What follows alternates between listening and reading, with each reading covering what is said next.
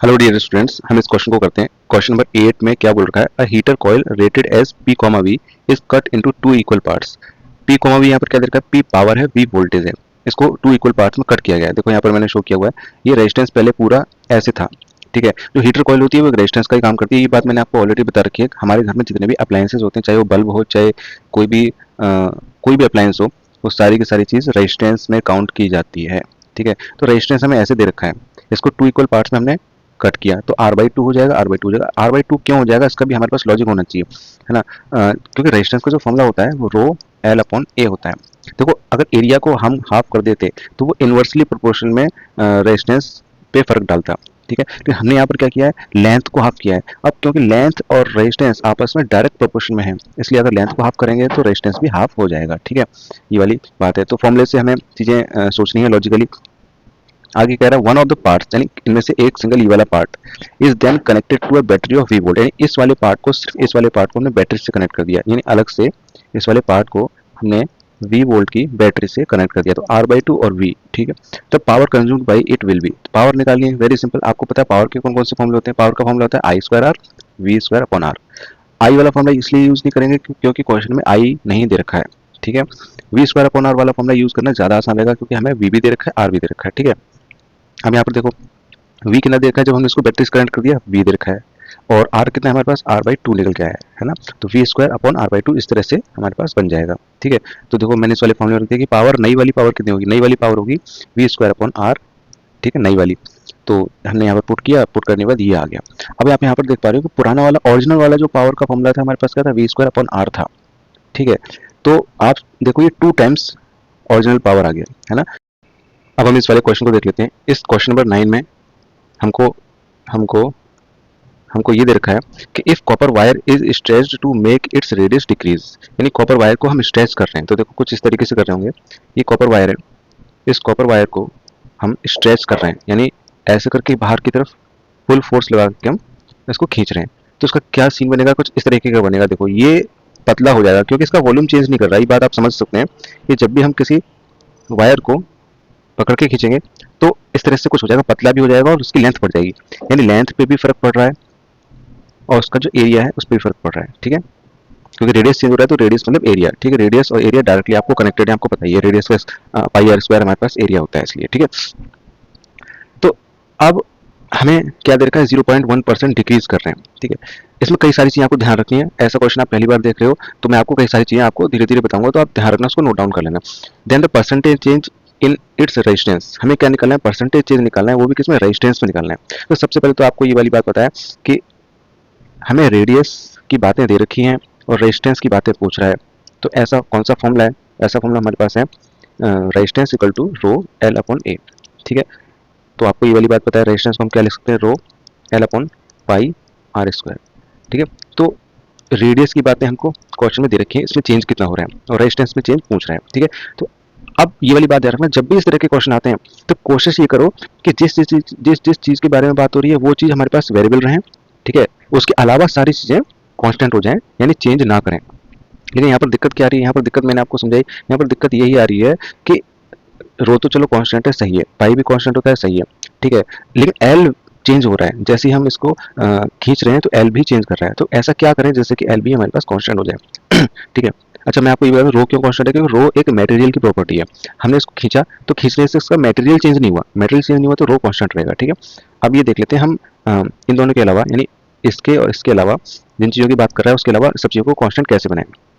तो आप यहाँ पर देखो जरा, ये वाला जो रिलेशन है, इसमें अगर मैं ऐसा करूं कि R equal to rho L upon A, ऊपर भी एरिया से मल्टीप्लाई कर दूं, नीचे भी एरिया से मल्टीप्लाई कर दूं, ठीक है। तो देखो क्या होगा, लेंथ इनटू एरिया, ठीक है। ये क्या होता है, ये वॉल्यूम होता है। कैसे, मैं आपको कहाँ एक्सप्लेन करूं, मैं आपको यहाँ पे एक्सप्लेन कर देता हूँ या फिर यहीं पे बता देता हूँ। देखो,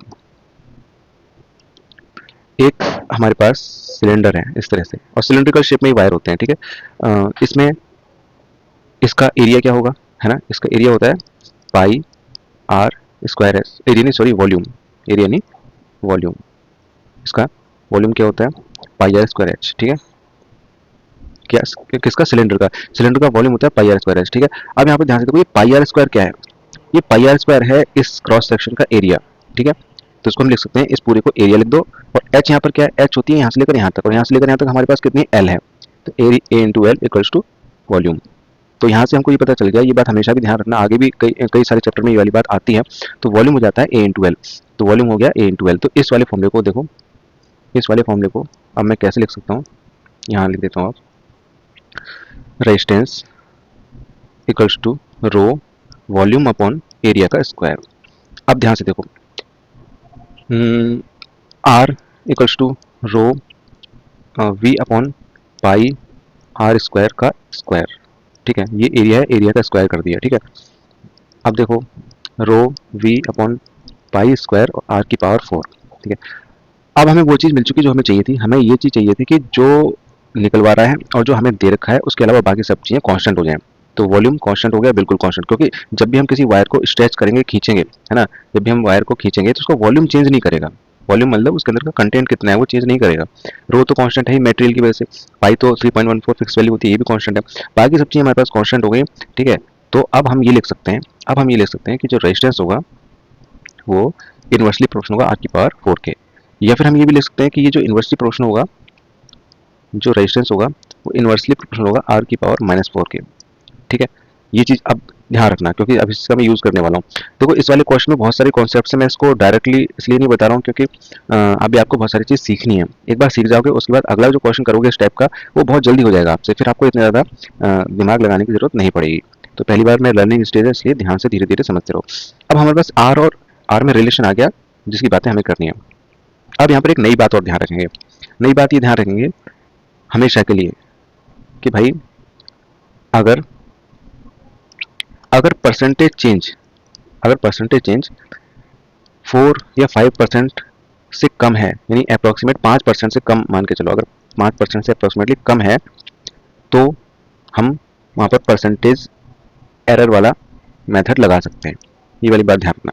फिर अगर हमारे पास जो एरर है वो 5 या 6% से ज़्यादा है, तो हम वहाँ पे परसेंटेज एरर वाला मेथड अप्लाई नहीं करेंगे। वहाँ पर कौन सा मेथड अप्लाई करेंगे, बेसिक मेथड अप्लाई करेंगे, ठीक है। देखो मैंने यहाँ पर लिख भी रखा है, when percentage change is less than 5-6%, अगर 5-6% से कम है परसेंटेज चेंज, तो हम परसेंटेज एरर मेथड का यूज़ करते हैं, ठीक है। इस वाली बात को आप ध्यान रखना। और अगर 5-6% से ज़्यादा होती है एरर, तो कौन से फॉर्मूले का यूज़ करते हैं, तो उसके लिए भी आप ध्यान रखो, उसके लिए हम इसका यूज़ करते हैं। मैंने लिख भी रखा है, when percentage change is more than 6 to 7%, then use basic method. Basic method क्या होता है, ये फॉर्मूला हमेशा ध्यान रखना, परसेंटेज चेंज का फॉर्मूला, ये परसेंटेज चेंज कैसे निकालते हैं, चेंज कितना हुआ उस वैल्यू में, ठीक है। चेंज कैसे निकालते हो, नई वाली वैल्यू माइनस पुरानी वाली वैल्यू, ये चेंज निकलेगा, ठीक है, अपॉन ओरिजिनल वैल्यू, शुरुआत में वैल्यू कितनी थी वो, मल्टीप्लाई बाई 100, ठीक है। दोबारा से बता दूं, चेंज इन वैल्यू मतलब पुरानी वाली नई वाली माइनस पुरानी वाली, ठीक है, और ओरिजिनल वैल्यू मतलब पहले शुरुआत में कितनी थी, ठीक है, इनटू 100। इस तरीके से हम निकालते हैं, लेकिन कब, जब एरर ज़्यादा होती है, ठीक है, जब चेंज ज़्यादा होता है। लेकिन हमारे पास यहाँ पर क्या दे रखा है, जो परसेंटेज चेंज है बहुत ज़्यादा कम है, 0.1%, तो सीधी सी बात है, यहाँ पर हम परसेंटेज एरर वाला ही मेथड लगाएंगे। परसेंटेज एरर क्या होता है, अब यहाँ से शुरुआत करते हैं, यहाँ बताता हूँ। ये करना है कि आर की जगह आप लिख दो percentage change in this resistance, ठीक है। तो अगर यहाँ पे आर लिखा हुआ है तो परसेंटेज चेंज कैसे लिखा जाएगा, परसेंटेज चेंज ऐसे लिखा जाएगा, डेल्टा आर अपॉन आर, ठीक है, इनटू 100, ये परसेंटेज चेंज होता है, ठीक है। अगर हमें फ्रैक्शनल चेंज लिखना है तो थोड़ी देर के लिए काम करते हैं, यहाँ पे इनटू 100 बाद में लगा लेंगे, फिलहाल हम यहाँ पे फ्रैक्शनल चेंज लिखते हैं, प्रोपोर्शनल टू। अब इसको कैसे लिखते हैं, ये वाली बात ध्यान देना, इसकी जो पावर है ना, इसकी जो पावर है इसको आप शुरुआत में लेकर के आ जाओ, पावर शुरुआत में लेकर के आ गए, मल्टीप्लाई बाई जो ये लिखा हुआ है, ये मतलब स्मॉल आर लिखा हुआ है, स्मॉल आर मतलब रेडियस, तो delta small r upon small r, ठीक है। ये मैंने क्या लिख दिया, ये मैंने ये लिख दिया कि परसेंटेज चेंज इन रेजिस्टेंस, ठीक है, percentage change in resistance is directly proportional to -4 जो भी उसकी पावर थी, multiply by percentage change in radius, ठीक है। और इस तरीके से मैंने क्यों लिखा, इस तरीके से मैंने इस रिलेशन के हिसाब से लिखा, जैसा ही रिलेशन होता है उसी के हिसाब से हम यहाँ पर लिखते हैं, ठीक है। बस पावर को हम शुरुआत में लेकर के मल्टीप्लाई कर देते हैं, ठीक है। तो इस मेथड को ध्यान रखना, ये परसेंटेज एरर का मेथड है जो कि 11th क्लास में सिखाया गया था।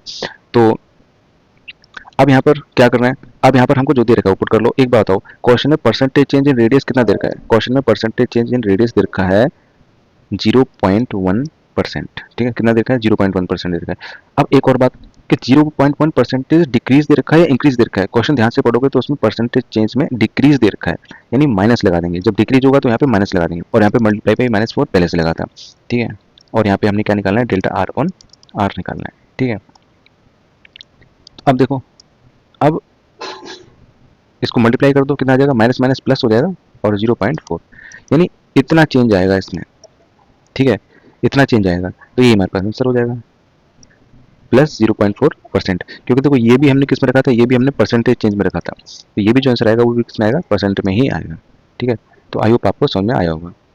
क्वेश्चन नंबर 10 में कह रहा है if n e tau and m have their usual meanings, usual meanings का मतलब है जो उनका मतलब होता है वही मतलब हो, then the resistance of a wire of length L and cross section area A is given by, ठीक है। यानी सीधी सी बात है, हमको ये सब चीजें दे रखी है, देखो एन दे रखा है, ई दे रखा है, टाउ दे रखा है, एम दे रखा है, एल दे रखा है और ए दे रखा है, और क्या पूछ रहा है, resistance of a wire is given by, resistance कितना होगा, तो इसका तो हमें डायरेक्ट फॉर्मूला पता है, रेजिस्टेंस का फॉर्मूला होता है M L upon N E square tau A, इसमें सारी चीज़ों का यूज हो गया, तो यही हमें डायरेक्ट फॉर्मूला बताना था, ठीक है, M L upon N E square tau A. Question number 11, two sources of equal EMF, ठीक है, दो सोर्स हैं, मान लीजिए दो बैटरी हमारे पास रही होंगी इस तरह से, और उनका ईएमएफ इक्वल है, ठीक है, इन सीरीज, अच्छा सीरीज में, तो सीरीज में कैसे करंट होंगे, ऐसे करके और दूसरा ऐसे करके, तो ये हमारे पास हो गया, ये हमारे पास होगा। तो पहले पूरा क्वेश्चन एक बार पढ़ लेते हैं ताकि हमें क्लियर हो जाए कि करना क्या है। तो इस क्वेश्चन में हमको क्या दे रखा है कि the internal resistance of two sources are R1 and R2, तो देखो डायग्राम हमें कुछ इस तरीके से दे रखा है कि दोनों सीरीज में है, पहली बैटरी और दूसरी बैटरी सीरीज में, और उनके इंटरनल रेजिस्टेंस कितने R1 और R2 हैं, ठीक है। और एक कंडीशन और दे रखी है, R2 is greater than R1, ठीक है, तो R2 बड़ा होगा, R1 छोटा होगा, यानी R2 is greater than R1, ठीक है। If the potential difference across the source of internal resistance R2 is, तो पोटेंशियल डिफरेंस का मतलब होता है वोल्टेज, पोटेंशियल डिफरेंस मतलब होता है वोल्टेज, ये बात हमेशा ध्यान रखना। तो कह रहा है across the source of internal resistance R2 is 0, यानी कि जो R2 रेजिस्टेंस का जो सोर्स है, R2 रेजिस्टेंस का जो सोर्स कौन है, ये वाली बैटरी है ना, तो इस वाली बैटरी के अगर मैं यहाँ पर वोल्ट मीटर लगाऊं तो उस वोल्ट मीटर में वोल्टेज की वैल्यू 0 दिखा रहा है, इसका कहने का ये मतलब है। Then R equals to, R क्या है हमारे पास क्वेश्चन में भी रखा है, the combination is connected to external resistance R, external resistance हमारे पास आर है, इसकी वैल्यू फाइंड करनी है, क्वेश्चन मार्क, ठीक है।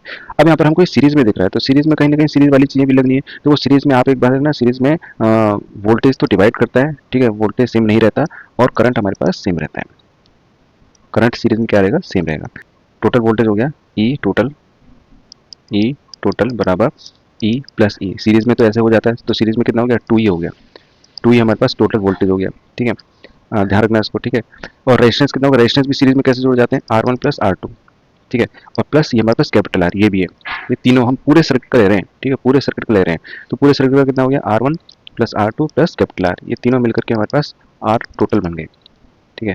अब आपको पता है कि V बराबर आई आर होता है, अगर हम टोटल की बात करें तो यहाँ पर भी टोटल की बात करेंगे, यहाँ पर भी टोटल की बात करेंगे, तो इस वोल्टेज टोटल की जगह काम करता हूँ मैं, यहाँ पे ई लिख लेता हूँ, क्योंकि मैंने यहाँ पर सिर्फ इस बैटरी की अलग बात करी है और रेजिस्टेंस की बातें अलग करी हैं, ठीक है। तो हम यहाँ पर अगर E equals to I R लगाएं और टोटल टोटल टोटल के लिए, तो आपको पता है ये हमारे पास कितना मिल चुका है, ये मिल चुका है 2E, ठीक है, और आर टोटल कितना मिल चुका है, small r R1 plus R2 plus capital R, तो आई टोटल निकल जाएगा।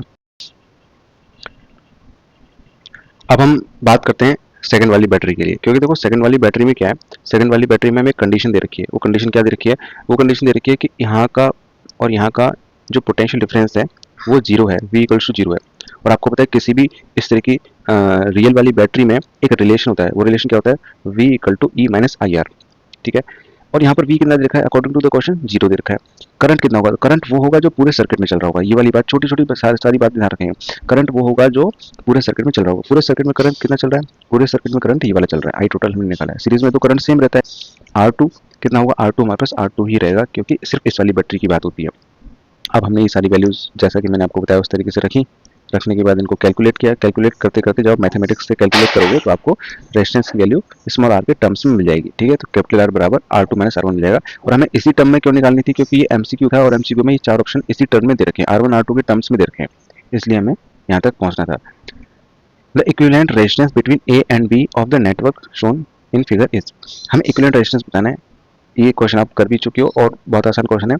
ए और बी के बीच में ना इस तरीके से एक बैटरी मान लेना, देखो करंट ऐसे करके जाएगा, करंट ऐसे जाएगा, ऐसे जाएगा, ठीक है। अब यहाँ पर करंट के पास दो रास्ते हैं, एक ही वाला एक ही वाला, और ये बात हमेशा ध्यान रखना, करंट उस रास्ते से ट्रेवल करना पसंद करता है जिस रास्ते पे रेजिस्टेंस सबसे कम हो।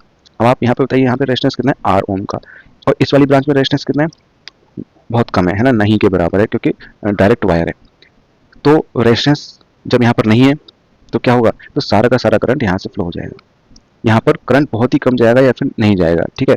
तो इस वाली ब्रांच को हम ऐसा मान सकते हैं कि ये वाली ब्रांच एग्जिस्ट नहीं करती, ऐसा हम इसको इरेज कर सकते हैं। इस चीज़ को हम शॉर्ट सर्किट कहते हैं। शॉर्ट सर्किट का मतलब देखो उसका रास्ता छोटा हो गया है ना, शॉर्ट हो गया। ये रास्ता इसका लंबा था, है ना, अब इसका रास्ता ये वाला छोटा हो गया, तो शॉर्ट रास्ता हो गया, यानी शॉर्ट सर्किट हो गया, तो इसको हम शॉर्ट सर्किट कहते हैं।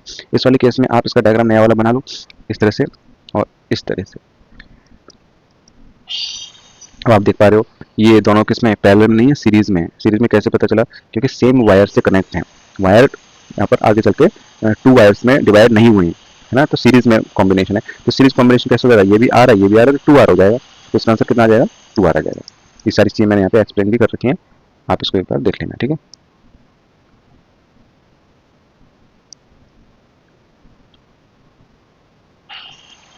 अब क्वेश्चन नंबर 13 पे चलते हैं। क्वेश्चन नंबर 13 में कह रहा है a cell of EMF E is connected across an external resistance R, ठीक है। एक एक्सटर्नल रेजिस्टेंस आर है, देखो एक्सटर्नल रेजिस्टेंस आर मैंने यहाँ पे ड्रॉ कर रखा है, ठीक है। इस a cell of EMF E is connected, देखो ईएमएफ ई का सेल यहाँ पे कनेक्टेड है, ठीक है, वो भी कनेक्ट हमने कर दिया। When current I is drawn from the cell, देखो सेल में से करंट आई निकल रहा है, आई निकल रहा है, तो आई कहाँ से निकलेगा आपको पता है, उसके पॉजिटिव टर्मिनल से बाहर की साइड हम करंट बनाते हैं आई, तो हमने उसके पॉजिटिव टर्मिनल से बाहर की साइड करंट आई बनाया है, ठीक है। इसकी डायरेक्शन भी बहुत जरूरी है। The cell the potential difference across the electrodes of the cell drops to V. अब पोटेंशियल डिफरेंस मैंने आपको ऑलरेडी बताया, पोटेंशियल डिफरेंस की जब भी बातें करेगा तो हम किस किस का लेंगे, हम बैटरी से बाहर की बात करते हैं। देखो बैटरी तो हमारे पास ये वाली हो गई, इस बैटरी के बाहर वाले टर्मिनल और बाहर वाले टर्मिनल को आपस में ऐसे करके जोड़ोगे और वहाँ पे वोल्ट मीटर लगाओगे, तो जो उस पर वोल्टेज शो होती है वही पोटेंशियल डिफरेंस कहलाता है, वी कहलाता है, ठीक है। Across the electrodes of the cell drops to V, ठीक है, वी हो गया। द इंटरनल रेजिस्टेंस आर, तो इसका इंटरनल रेजिस्टेंस आर कितना होगा ये पूछ रहा है। तो ध्यान रखना, सबसे पहले आप पूरा क्वेश्चन पढ़ोगे, क्वेश्चन पढ़ने के बाद डायग्राम बनाना, है ना, क्योंकि देखो अभी तक आर की बात उसने नहीं करी थी, आर की बात उसने सबसे लास्ट में करी है। तो पूरा क्वेश्चन पढ़ लोगे तब आपको पता लगेगा कि अच्छा इसमें रियल बैटरी की बात कर रहा है और इंटरनल रेजिस्टेंस को भी हमें ड्रॉ करना है, ठीक है। तो हमने पूरा डायग्राम यहाँ पे ड्रॉ कर लिया है सही से। तो इसमें आर की वैल्यू फाइंड करते हैं। देखो ये वाली बात आपको पता है पहले से कि अगर मैं इस पूरे सर्किट में देखूँ तो इस तरह का कुछ सर्किट हो रहा है, इसको सिंप्लीफाई करके बना देता हूँ, एक ऐसे करके और ऐसे करके हो रहा है। ये स्मॉल आर है, ये कैपिटल आर है और ई है। अगर यहाँ पे मुझे ओम्स लॉ लगाना होगा तो मैं क्या लगाऊंगा, V equals to I R. जहाँ से देखो तो इस वी को ना लेकर के आप यहाँ पे ई ले लो, क्योंकि हम वोल्टेज यहाँ पर कितनी ले रहे हैं, बैटरी की वोल्टेज ई ले रहे हैं, तो ई कस टू आई आर हो गया, ठीक है। अब ई कस टू आई आर हो गया, तो आप जहाँ से देखो ई की जगह हमने ई रख दिया, ई कस टू आई की जगह हमें पता नहीं, ठीक है। और रेजिस्टेंस कितना होगा, सीरीज में रेजिस्टेंस यहाँ पे टोटल कितना होगा, आर प्लस आर होगा। सीरीज में रेजिस्टेंस कितना होगा, आर प्लस आर। तो यहाँ से आप एक देख पाओगे कि जो करंट होगा वो करंट कितना आ जाएगा, करंट आ जाएगा, यहाँ पे मैंने इसी चीज़ को कैलकुलेट करके लिख दिया है, करंट आ जाएगा ये E divided by R plus R, ठीक है, आ गया। हमें रिलेशन रियल बैटरी का भी पता है, रियल बैटरी का क्या रिलेशन था, V equals to E minus I R, तो वो रिलेशन लगा देते हैं, V equals to E minus I R हमने लगा दिया। देखो वोल्टेज हमको यहाँ पर क्वेश्चन में दे रखी है वी, ई हमारे पास कितना है ये भी क्वेश्चन में दे रखा है ई, ठीक है। और करंट हमारे पास कितना है, करंट आया E upon R plus r, ये हमने यहाँ पे पुट कर दिया। इंटरनल रेजिस्टेंस हमको निकालना है, ठीक है। देखो सारी चीज़ हमको पता है और हमको ये निकालना है, इसके बाद कुछ नहीं, मैथमेटिक्स की कैलकुलेशन कर दोगे और कैलकुलेशन करने के बाद हमारे पास आर की वैल्यू आ जाएगी, ठीक है। अब क्वेश्चन नंबर 14 पे चलते हैं। क्वेश्चन 14 में कह रहा है a steady current of 8 ampere 8 milli ampere, ठीक है। ध्यान रखना मिली को जब भी एम्पियर में कन्वर्ट करते हैं तो कितना होगा, मिली एम्पियर इक्वल्स होता है इंटू 10 की पावर -3 एम्पियर। की क्वांटाइजेशन क्या होता है, टोटल चार्ज एन ई के बराबर होता है। टोटल चार्ज किसके बराबर होता है, क्यू बराबर एन ई होता है, ठीक है। ये नंबर ऑफ इलेक्ट्रॉन्स होता है, ये एक इलेक्ट्रॉन का चार्ज होता है और ये हमारे पास टोटल चार्ज होता है। ये हमें निकालना है, ठीक है, ये हमें पता है और ये और निकालना है। अगर क्यू मिल जाए तो हमारा सारा काम बन जाएगा।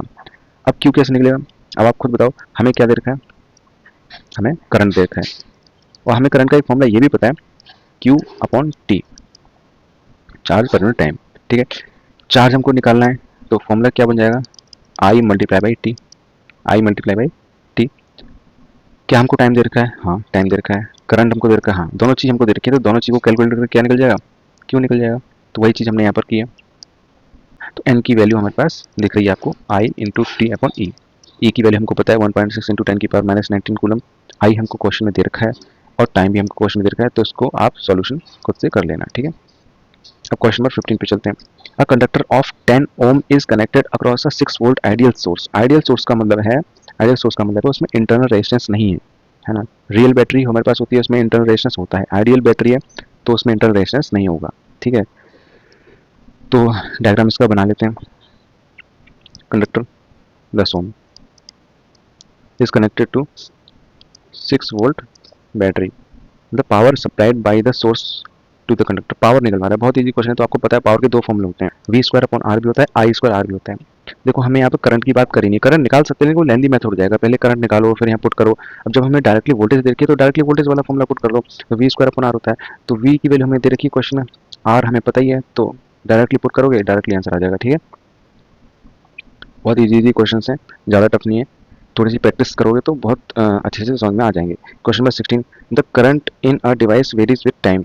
ये क्वेश्चन तो मैंने आपको बता ही दिया था कि जब भी करंट टाइम के साथ वेरी करता है, जैसे यहाँ पर 60 दे रखा है, टाइम के साथ वेरी कर रहा है, तो सीधी सी बात सबसे पहले दिमाग में लेकर के आ जाओ कि हमें इंटीग्रेशन ही करना है, ठीक है। और इंटीग्रेशन किसका करना होता है, मैंने यहाँ पे लिखा होगा, देखो हमें पहले से फॉर्मूला पता है करंट का, वैसे आपको पता है लेकिन फिर भी मैं इसलिए बता दे रहा हूँ, बाई चांस किसी स्टूडेंट को डाउट हो तो क्लियर हो जाएगा। करंट का फॉर्मूला क्या होता है, चार्ज अपॉन टाइम होता है। अगर मैं इंटीग्रेशन जब हमको करना होता है तो हम हमेशा सबसे पहले छोटी चीज़ की बात करते हैं और छोटी चीज़ का इंटीग्रेशन करके कंप्लीट चीज़ निकालते हैं, ये एक प्रोसेस होता है। इंटीग्रेशन की बात करनी है इसलिए हमें क्या करना है, D Q upon D T की बातें करनी है। उसके बाद क्रॉस मल्टीप्लाई करोगे तो क्या बन जाएगा, डी क्यू बराबर आई डी टी बन जाएगा, डी क्यू बराबर आई डी टी बन जाएगा। अब दोनों तरफ इंटीग्रेट कर दोगे, इंटीग्रेट कर दिया, ठीक है। उसके बाद हमें क्या करना है, उसके बाद हमें इनकी लिमिट्स पुट करनी है। लिमिट्स पुट करने का मतलब है क्यू कहाँ से कहाँ तक, क्यू जीरो से लेकर क्यू कैपिटल क्यू तक, ठीक है। और यहाँ पर किसी लिमिट पुट करनी है जिसके साथ डी लगा हुआ है, डी लगा हुआ है टाइम के साथ, तो टाइम की लिमिट कितनी है, 0 से 3 क्वेश्चन में दे रखी है। टाइम की लिमिट 0 से लेकर 3 तक क्वेश्चन में दे रखी है, ठीक है। हमने यहाँ पर पुट कर लिया, ठीक है। तो उसके बाद आपको इंटीग्रेशन करना आना चाहिए, इसका इंटीग्रेशन ऐसे हुआ, इसका इंटीग्रेशन ऐसे हुआ, ये सब आपको पता ही है। फिर कैलकुलेशन करोगे हमारे पास आंसर आ जाएगा। अब battery of EMF E and internal resistance R is connected. देखो ई और आर की बात कर रहा है, मतलब ये रियल बैटरी है, ठीक है। तो हमने रियल बैटरी बना ली, ये कितना है इसका ई है, ये कितना है इसका आर है, ठीक है। रियोस्टेट, अब देखो रियोस्टेट एक ऐसी चीज़ होती है जिसमें रेजिस्टेंस वेरी कर सकता है, ये वाली बात ध्यान रखना। वैसे रेजिस्टेंस किसी एक फिक्स चीज़ का हमारे पास वेरी नहीं करता है, अगर कोई वायर है या कोई भी चीज़ का रेजिस्टेंस वेरी नहीं करता है। लेकिन रियोस्टेट एक ऐसी डिवाइस होती है, हम उसको अपनी तरफ से रेजिस्टेंस को वेरी करवा सकते हैं। आप फिजिक्स की लैब में जाकर के देखोगे तो एक ऐसा इक्विपमेंट होता है, हम जितना रेजिस्टेंस चाहते हैं उतना कम ज़्यादा करके उसमें रेजिस्टेंस निकाल सकते हैं। When a current of 2 ampere is drawn from the battery, ठीक है। बैटरी में से जो टोटल करंट निकल रहा है वो 2 एम्पियर का निकल रहा है, ठीक है, ये टोटल करंट है। The potential difference across the rheostat is 5 volt. Rheostat हमारे पास कौन सा होगा, देखो रियोस्टेट ये है, देख लेते हैं क्या कैलकुलेट कर, calculate the value of E and R, ठीक है। ई एंड आर को कैलकुलेट हम कर लेते हैं। तो अब हमने क्या करना है, इसमें हमको जो चाहिए गिवन दे रखी है मैंने यहाँ पर लिख लिया है। केस 1 के लिए, केस 1 के लिए करंट इतना है तो वोल्टेज इतना है, केस 2 के लिए करंट इतना है तो वोल्टेज इतना है, ठीक है।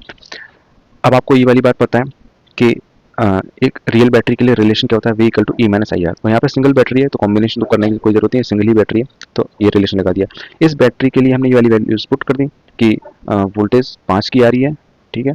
ई हमें पता नहीं है और आई हमें पता है, करंट 2 का दे रखा है। देखो पहली वाले केस में देखो करंट और वोल्टेज ही दे रखे हैं, करंट और वोल्टेज हमने वैल्यू पुट कर दी, तो आर की भी वैल्यू हमको नहीं पता, ठीक है। इक्वेशन नंबर 1 इसी टाइप से सिमिलरली सेकंड वाले केस के लिए मैंने इक्वेशन बना ली, तो क्या बन जाएगी, 4 equals to E minus 4 R. 4 हमारे पास करंट है, 4 वोल्टेज है, तो ये सेकंड केस हो गया। अब 2 केस है हमारे पास और 2 वेरिएबल हैं, तो इनको एलिमिनेशन मेथड से हम सॉल्व कर सकते हैं। हमारे पास ई की वैल्यू भी आ गई और जब ई की वैल्यू किसी भी इक्वेशन पुट करोगे तो आर की वैल्यू भी आ जाएगी, ठीक है। आई होप आपको समझ में आया होगा, ठीक है।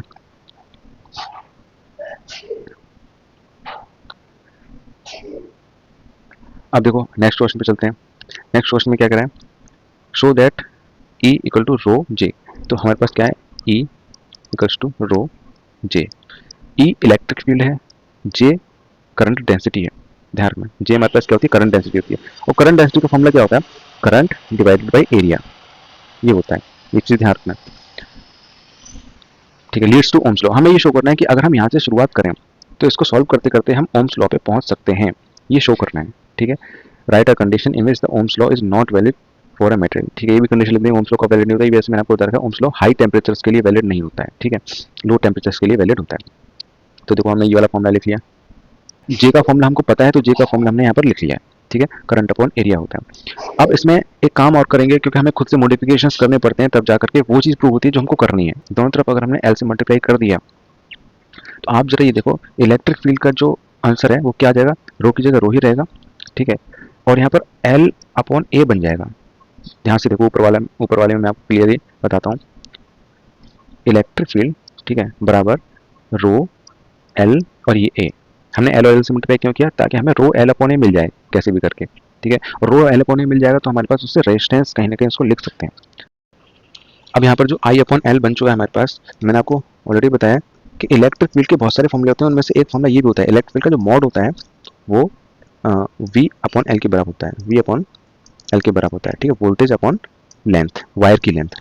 ई इंटू एल को मैं वी लिख सकता हूँ, तो ई इंटू एल को मैं क्या लिख सकता हूँ, वी लिख सकता हूँ। तो बन गया V equals to I are.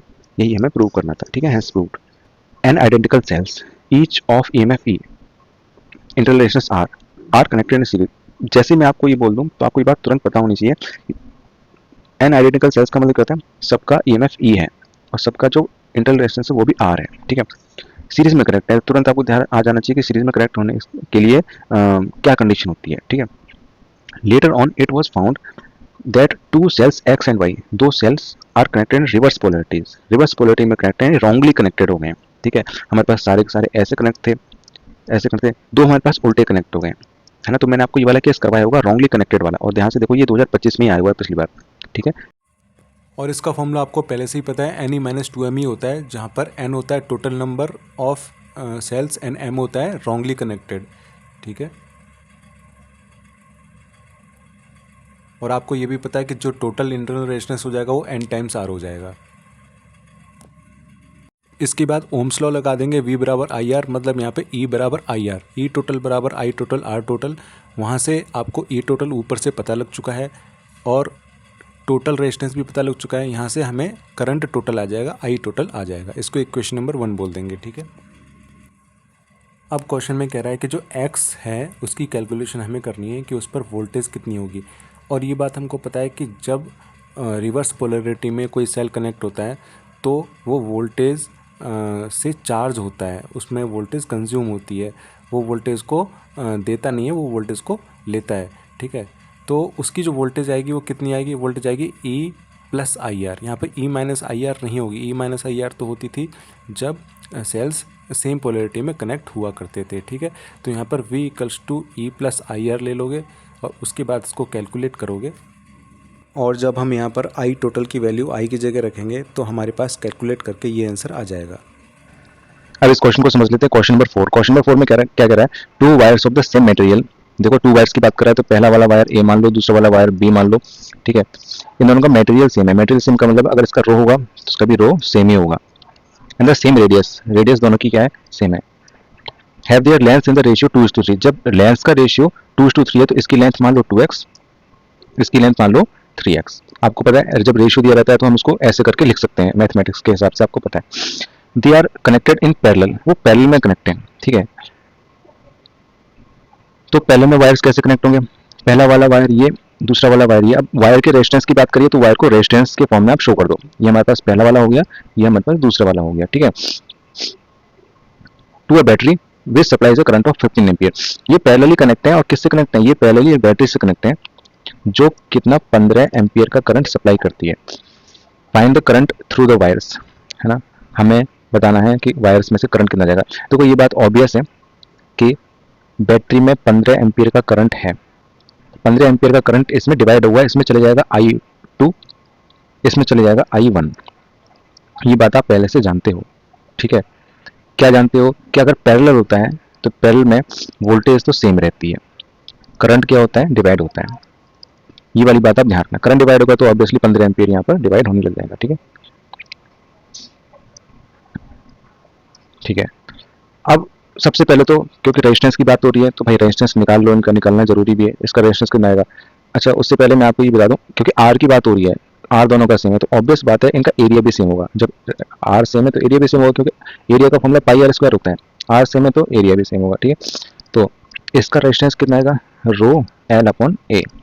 इसका रेजिस्टेंस कितना आएगा, R2 कह देता हूँ, इसको R1 कह देता हूँ, इसका आएगा रो एल अपॉन ए। देखो यहाँ पर रो एल, एल कितना है, एल है 2x, तो अगली लाइन में लिख लेता हूँ इस बात को।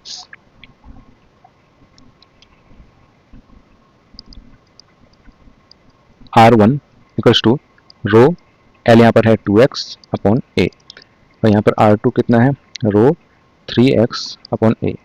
ठीक है, आप ध्यान से देखो दोनों में तो दोनों का जो रेशियो आ रहा है वो भी कितना आ रहा है, R1 R2 का अगर आप रेशियो लोगे 2:3 ही आ रहा है। ठीक है, R1 और R2 का रेशियो लोगे यानी इन दोनों को डिवाइड करोगे तो जो रेशियो आएगा ना वो 2:3 ही आएगा, है ना, 2:3 आएगा। मतलब मैं ऐसा मान सकता हूँ कि जब इन दोनों का भी रेशियो 2:3 आ रहा है तो हमारे पास R1 को मैं 2R कह दूँ और R2 को मैं 3R कह दूँ तो कोई दिक्कत नहीं होगी। तो हमारे पास रेजिस्टेंस का भी रेशियो आ चुका है। ठीक है, तो अब हम आगे प्रोसीड करते हैं क्वेश्चन को।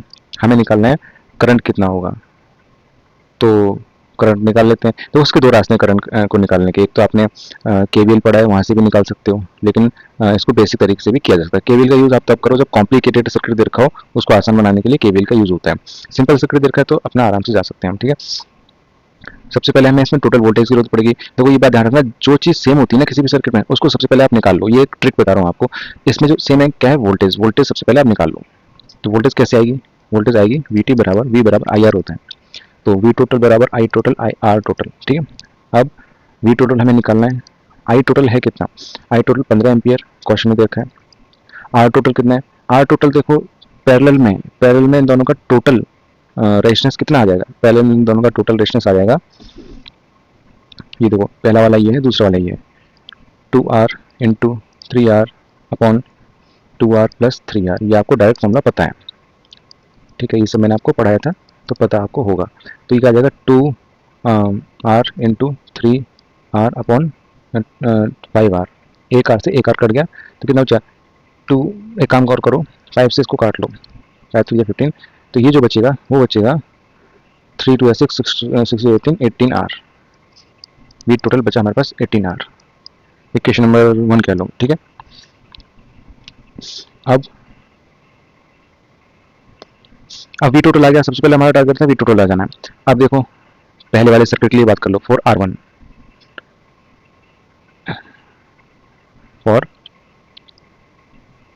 R1 के लिए बात कर लो। तो R1 के लिए हमारे पास V बराबर IR लगा दो, 1 1 1 पहले वाले के लिए। तो V1 हमको पता है उतना ही होगा जितना टोटल वोल्टेज होगा, क्योंकि पैरेलल में वोल्टेज सेम रहती है। तो यहाँ पे 18R। I1 हमको निकालना है। R1 कितना है, R1 है 2R। R1 कितना है 2R। ठीक है, तो इंटू 2R।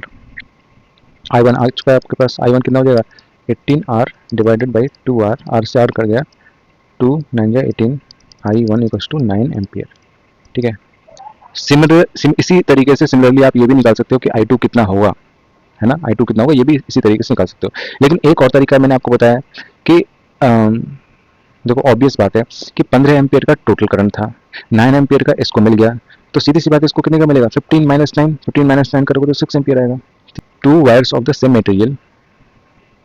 हाँ, ये तो वही वाला क्वेश्चन आ गया।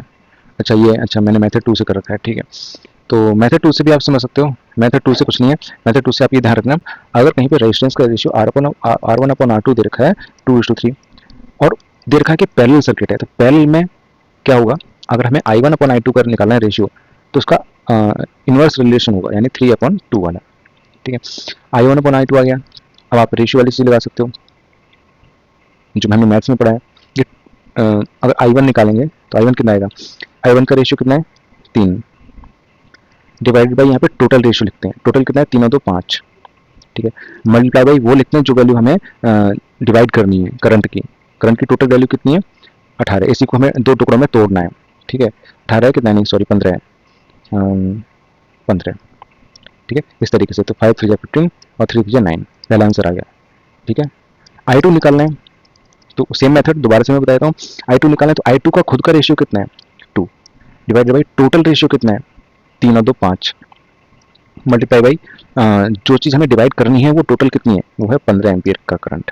ठीक है, तो इसे काटो, 5 3 15 3 2 6 एम्पियर। तो ऐसे करके भी आपके डायरेक्ट आंसर आ सकते हैं MCQ के लिए। तो वो तो नंबर के ऊपर डिपेंड करता है, कम नंबर में पूछा जा रहा है तो इस तरीके से कर सकते हो, ज़्यादा नंबर में पूछा जा रहा है तो आप ऊपर वाले फर्स्ट मेथड से कर सकते हो उसको। ठीक है।